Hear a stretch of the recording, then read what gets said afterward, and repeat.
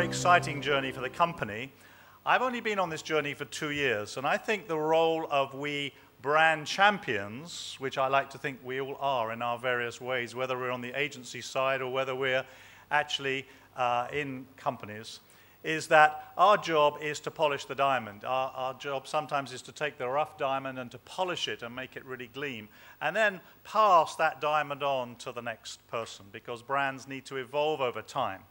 So I'm hoping this morning to share with you a small part of the brand journey. I have a couple of points that I would like to bring out in my presentation, and they'll become apparent, hopefully. One is the great need for measurement. I come from the School of Marketing, and by the way, let me introduce myself. I don't know whether my CV has been published anywhere, but I've been a brand guy ever since I left university. I was a geologist at university in the UK. What does a geologist think he can do for marketing? Well, I used to run the dances at university. I used to run the dances in the great days of the 60s when we had great rock bands in the UK. The Rolling Stones, The Who, the Beatles. I actually saw the Beatles live in concert in '64. I brought great bands to my university, and so it was that kind of got me into marketing. I was a young graduate trainee at Ford Motor Company. It's one of the great brands of the world, and I actually launched the Ford Fiesta, which has become one of the great global product and sub-brands, if you like, for Ford Motor Company. And that was in the 70s. In the 80s, I went to Xerox. You know, this is also a great company still today. And I was very privileged in the 80s to work for Xerox around the world and launching the Document Company, which is well known today. Then I was headhunted to go off to do some work at Hewlett-Packard. This is a great company now called HP.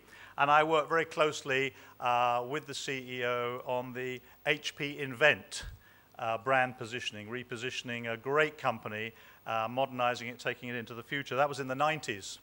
And then in the 20s, or the noughties as they call it, I was privileged to work for another great brand, Dell, in Europe at the time.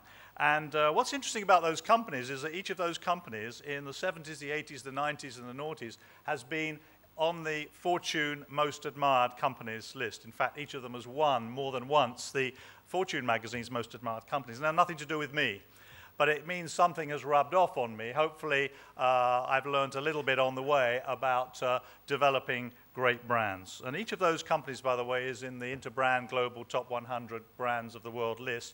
One of the attractions to me about joining a smaller company which today is about, say, $400 million, 2,000 people, leading the fight against malware, is that this is a wonderful opportunity to take what is going to be a really great, famous, world-known company, a company that I intend, as my vision, to get onto that top 100 global brands of the world list in a way that's also in an admired way.